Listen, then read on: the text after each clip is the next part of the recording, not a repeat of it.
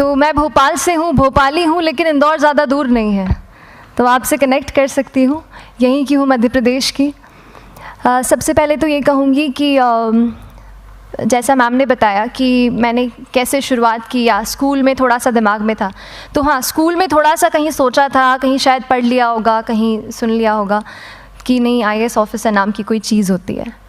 लेकिन तब ये भी नहीं पता था कि यार UPSC नाम की कोई एग्ज़ाम है, सिविल सर्विस एग्ज़ाम है, उससे और भी पोस्ट में आप सिलेक्ट हो सकते हैं, ऐसा कुछ नॉलेज नहीं था।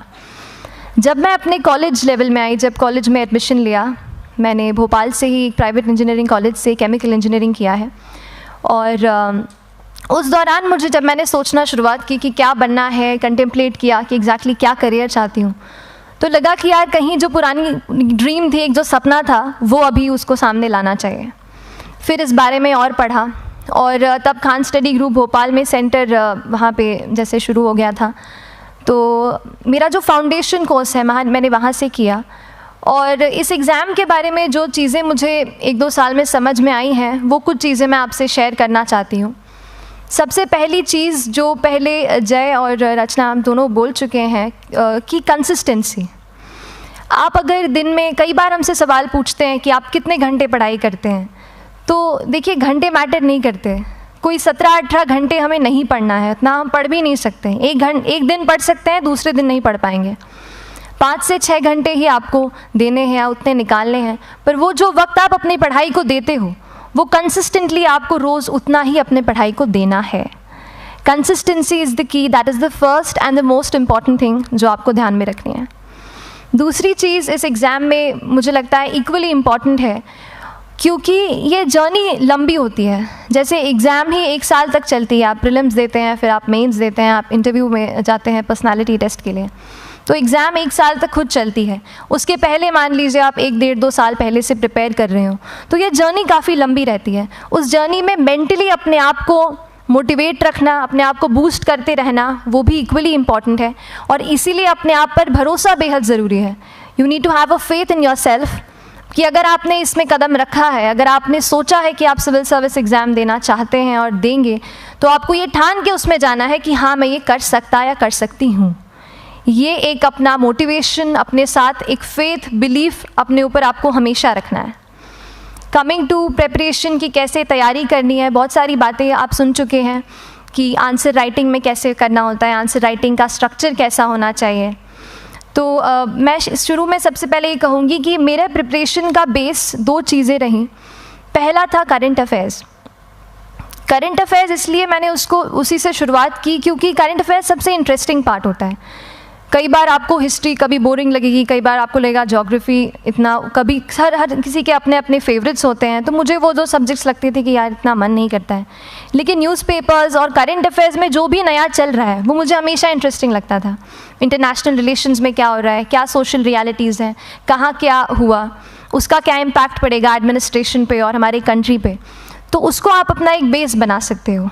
आप करंट अफेयर्स बेस्ड प्रिपरेशन कर सकते हैं, इसलिए भी क्योंकि अगर आप मेंस एग्ज़ाम देखेंगे तो काफ़ी डायनामिज्म आ गया है, केवल प्रीलिम्स में नहीं बल्कि जनरल स्टडीज़ पेपर 2, पेपर 3 में भी आप देखेंगे कई सारे ऐसे सवाल हैं जो करंट इवेंट्स से इंस्पायर्ड होते हैं, उन पे बेस्ड रहते हैं।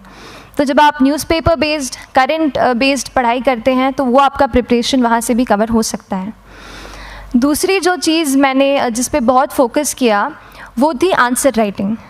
तो आंसर राइटिंग का जैसे खान सर बता रहे थे कि आंसर राइटिंग की प्रैक्टिस बहुत की, तो उसके पीछे मेरा ये था कि जब मैं हमेशा प्रीलिम्स का कोई भी पेपर टेस्ट देती थी, हम मॉक टेस्ट देते हैं, तो मॉक टेस्ट देती थी तो हमेशा मेरे मार्क्स करीब 90 to 110, 120, इससे ऊपर मेरे कभी मार्क्स नहीं जाते थे। तो मुझे हमेशा ये डर था कि यार प्रीलिम्स में कहीं मेरा कुछ, क्योंकि कट ऑफ भी इसी कुछ रेंज में जाता है, तो हमेशा लगता था कि यार कुछ गड़बड़ यहाँ ना हो जाए। लेकिन जब मैंने आंसर राइटिंग की और मेंस एग्ज़ाम के बारे में जाना, तब मुझे लगा कि आंसर राइटिंग एक ऐसी चीज़ है, मेंस एक ऐसा फेज़ है सिविल सर्विस एग्ज़ाम का जहाँ पे आप अच्छे से तैयारी कर सकते हैं। And if you have written the answers, if you know कि you have covered the points well, if you have included उसमें कुछ आपने facts, international reports, government schemes, आपने कुछ ऐसे उसमें सॉल्व भी डाला है, तो जो रिज़ल्ट आएगा वो सेटिस्फैक्ट्री ही आएगा, अच्छा ही आएगा। तो मेंस एक ऐसा पार्ट है जिस पे आप काफ़ी बैंक ऑन कर सकते हो। मैं जब पर्सनालिटी टेस्ट भी मैंने दिया तो इस बार भी आप नंबर्स देखेंगे तो आसपास की रैंक के हिसाब से मेरे नंबर्स उसमें कम हैं, लेकिन it is just the general studies and the answer writing part, जो मेंस के जो वो है मार्क्स हैं या मेंस का जो एक फैक्टर रहा, वो मेरे लिए सबसे ज़्यादा इंपॉर्टेंट डिसाइडिंग फैक्टर रहा है। तो अपना एक्सपीरियंस यही बताऊंगी कि आंसर राइटिंग पे आप विशेष फोकस कीजिए। जैसा स्ट्रक्चर आपको बता ही चुके हैं कि इंट्रोडक्शन में कैसे आपको शॉर्ट रखना है, बॉडी एंड देन कंक्लूजन, उसमें छोटी चीज़ जैसे मैं अभी मेंशन कर रही थी, आप एक इंश्योर कीजिए कि देखिए जो भी एग्जामिनर आपकी कॉपी चेक कर रहे हैं वो दिन में 10, 15, 20 कॉपीज़ चेक कर रहे हैं, तो उन सब से आपको अलग कैसे आप अपनी कॉपी दिखा सकते हो, ये चीज़ आपका प्रेजेंटेशन और आप जिस तरीके से आंसर लिखते हो कंटेंट को, वो मैटर करेगा। आप इंश्योर कर सकते हैं कि आपके आंसर में कुछ फैक्ट्स, गवर्नमेंट की स्कीम्स, कुछ कमिटीज़ बैठती हैं, जैसे एक प्रिवेसी पे justice BN Shri Krishna committee की रिपोर्ट आई है, तो आप मान लीजिए आपको कोई प्रिवेसी पे सवाल आ गया तो आपने उन कमेटी का नाम कोट कर दिया। ऐसे बहुत सारी कमिटीज़ होती हैं। कुछ इंटरनेशनल रिपोर्ट्स आते हैं, वो आप इनके बारे में लिख सकते हैं। इंडिया का मैप आप बना सकते हैं। मैंने सीख लिया था कि 10-15 सेकेंड्स में कैसे जल्दी से मैप बनाना है और उस पर कैसे पॉइंट कुछ करना है, कुछ लोकेट करना है। तो ये कुछ ऐसी चीज़ें हैं जो आपके आंसर्स को एनरिच करेंगी और प्रेजेंटेबल बनाएंगी। तो इस तरीके से आंसर्स पे जैसे हम क्लास करते हैं, लेकिन उसके साथ साथ आपको ये कोशिश करनी है कि 1 से 2 आंसर पर डे आपको ज़रूर लिखने ही लिखने हैं, apart from the test series that you are doing. Answer writing से 2-3 चीज़ें होती हैं, ना केवल हमारी एक लिखने का हमें समझ आता है हम क्या लिखते हैं कैसा है, पर हमारा कॉम्प्रिहेंशन भी इम्प्रूव होता है। हमें कितना समझ में आया वो भी हमें खुद समझ आता है जब हम आंसर्स लिखते हैं। और इसीलिए आंसर राइटिंग पे आप फोकस कीजिए, 1 से 2 आंसर ज़रूर लिखिए। और आंसर राइटिंग के बाद the third pillar of my preparation जो काफ़ी इंपॉर्टेंट जिसने रोल प्ले किया, that was tests and test series and mocks. देखिए हम पढ़ रहे हैं यहाँ पर, I will also come to the point कि हम कैसे दिल्ली, भोपाल और इंदौर में प्रिपेयर करके बिना दिल्ली जाए हम कैसे कर सकते हैं, I will come to that point. पर उसके पहले टेस्ट की थोड़ी बात कर लेती हूँ कि टेस्ट देना क्यों ज़रूरी है। हम ये जो एग्ज़ाम दे रहे हैं सिविल सर्विस की, ये एक ऑल इंडिया लेवल एग्ज़ाम है and this cut throat competition. तो उसके लिए आप केवल पढ़ते रहें, सारी बुक्स, मटेरियल्स, स्टैंडर्ड ये करंट का सब पढ़ लें, लेकिन अगर आप ये नहीं जज कर पाए कि आपका क्या लेवल है at an all India level, तो चीज़ें समझ में आप नहीं, मतलब आप आगे नहीं बढ़ पाएंगे या सही डायरेक्शन नहीं पकड़ पाएंगे। तो इसलिए आप टेस्ट से घबराइए मत। कई बार टेस्ट का इनर्शिया होता है, ऐसे लगता है कि जब तक पूरा सिलेबस कंप्लीट नहीं कर लूँ तब तक टेस्ट नहीं दूंगा, लेकिन सच में बात ये होती है कि जब तक हम GS के मतलब पेपर देने अंदर भी घुसते हैं ना, तब भी उस सेकंड पे लग रहा होता है कि कुछ छूट गया है हमारा। तो ये चीज़ होगी ही, इसीलिए ये मैं कभी मत सोचिए कि जब तक पूरा सिलेबस नहीं कर लूँ टेस्ट नहीं दूंगा। जैसे आपका एक थोड़ा बेस बन जाता है प्रिपरेशन का, आप टेस्ट दीजिए, चाहे वो प्रीलिम्स का MCQ का टेस्ट हो या मेंस का राइटिंग स्किल की प्रैक्टिस हो, टेस्ट पे आप फोकस कीजिए। उसके बाद टेस्ट केवल देने के लिए नहीं देना है, उसको एनालाइज भी अच्छे से करना है।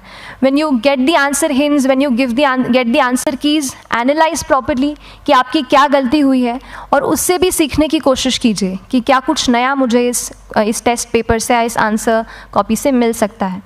तो इस तरह से टेस्ट पे भी आप फोकस कीजिए। And I will come lastly to the point कि जब मैंने प्रिपरेशन शुरू की थी अपने कॉलेज के 2nd ईयर 3rd ईयर आते आते, तो मन में बहुत सारे फियर्स थे। मैं भी एक नॉर्मल फैमिली से हूँ, मेरे फैमिली में किसी ने आज तक सिविल सर्विस का पेपर भी नहीं लिखा था, तो मन में बहुत सारे फियर्स थे, डाउट्स थे, क्या होगा, कैसे होगा। तो हो सकता है आपके मन में भी ऐसा हो। और हम जैसे यहाँ रहते हैं, हम सोचते हैं कि दिल्ली जाना तो सबसे ज़रूरी है, उसके बिना तो ये एग्ज़ाम हो ही नहीं सकती। तो उस पर मैं एक चीज़ बताना चाहूँगी कि जैसे KSG जैसे इंस्टीट्यूट हैं, जो फैकल्टी भी हमें वही मिलती है जो दिल्ली में पढ़ा रहे हैं, तो ये एक बहुत पॉजिटिव पॉइंट है कि क्वालिटी का कोई दिक्कत नहीं आएगी। बस एक चीज़ है, आप ज्वाइन करते हैं class, that will only provide you a direction. वो आपका रास्ता दिखा सकते हैं आपको कि इस रास्ते पर आपको चलना है, लेकिन चलना उस रास्ते पे आपको खुद है। You have to work on your own. कभी ये मत सोचिए कि मैं वहाँ नहीं जा पा रहा हूँ तो नहीं हो सकता, यहाँ है, तो हम एक्सक्यूज़ेस बनाते हैं, कई बार चैलेंजेस आते हैं। तो मैंने कॉलेज के साथ प्रिपरेशन की, तो उसमें भी काफ़ी दिक्कत आती थी। कभी कभार कॉलेज की एग्ज़ाम होती थी तो इसमें मैं अपना उतना वक्त नहीं दे पाती थी। तो उस मोमेंट पे फिर प्लानिंग ने मुझे बहुत हेल्प किया कि हम किस तरीके से अपने कॉलेज के एग्ज़ाम के लिए प्लान कर लें। जैसे मैंने इंजीनियरिंग की है और मुझे पता है कि हम इंजीनियर्स 1 महीने से ज़्यादा पहले से पढ़ते नहीं हैं। पढ़ते हैं क्या? तो वो चीज़ आप ध्यान रख सकते हो, उसको अपना स्ट्रॉन्ग पॉइंट बना सकते हो। 1 से 1.5 महीना जब exam is approaching, I use to plan my entire syllabus का प्रिंट आउट निकाल के I use to make my notes, उस तरीके से उसको मैं उसको संभाल लेती थी। तो whenever you are managing those things together, focus on planning, किस तरीके से आप एक माइक्रो प्लान बनाएं, अपना डेली एक प्लान बनाएं, वीकली टारगेट सेट करें और एक ब्रॉड विजन दिमाग में रखें कि ब्रॉडली आप मंथ्स में क्या कवर करने वाले हैं। अगर आप प्लानिंग अच्छे से करते हैं तो ज़्यादातर पोर्शन आपका वहीं से कवर हो जाता है, और जब आप टारगेट्स बनाते हैं, उनको टिक करते हैं, तो एक सेंस ऑफ कंप्लीशन भी आपको मिलता है कि yes I am on the right path और मैं सही जा रहा हूँ या जा रही हूँ। तो इस तरीके से प्लानिंग पे भी इक्वली फोकस कीजिए। एंड बस यही सिंगल बिगेस्ट मैसेज मेरी तरफ से यही रहेगा कि आपने अगर ठान लिया है, अगर आप सोचते हैं कि आप एग्ज़ाम क्रैक कर सकते हैं, तो आपको रोकने वाला और कोई नहीं, आप खुद ही हो सकते हैं। तो खुद आप अपनी रुकावट कभी मत बनिए, एक्सक्यूज़ेस मत बनाइए। ऑब्स्टिकल ज़रूर आएंगे, उन्हें आपको चैलेंज करना है। Challenges are meant to be challenged. तो सही तरीके से अपने ऑब्स्टिकल्स को हैंडल कीजिए, और इस एग्ज़ाम में अगर आप सही स्ट्रैटेजी रखते हैं तो आप अपने एक अटैम्प्ट में ही इसको क्रैक कर सकते हैं। एंड एनीवेज आप जो भी अटैम्प्ट नेक्स्ट रखते हैं, दिल में यही रखिएगा कि जो ये मेरा नेक्स्ट अटैम्प्ट होने वाला है, ये मेरा बेस्ट अटैम्प्ट होने वाला है। कभी भी इस एग्ज़ाम को हाफ हार्टेडली मत दीजिए कि चलो दे के देखता हूँ कैसा है पैटर्न का एग्ज़ाम का। अगर एग्ज़ाम का पैटर्न देखना है ना, तो घर पे 3 घंटा टाइम लगा के एग्ज़ाम दे दो, बस केवल पैटर्न देखने के लिए एग्ज़ाम अटैम्प्ट मत कीजिए। जब आप एग्जामिनेशन हॉल में जा रहे हैं या कोई अटैम्प्ट आपने सेट किया है, तो अपना सब कुछ उस एग्ज़ाम को दीजिए, अपना टाइम, एनर्जी, फोकस, जितना भी करेक्ट आप उसमें पॉजिटिविटी डाल सकते हैं उसको दीजिए, एंड पूरी तैयारी के साथ ही इस पेपर को दीजिए, and I am sure that you will succeed. So till then, all the very best to you and good luck. Thank you so much.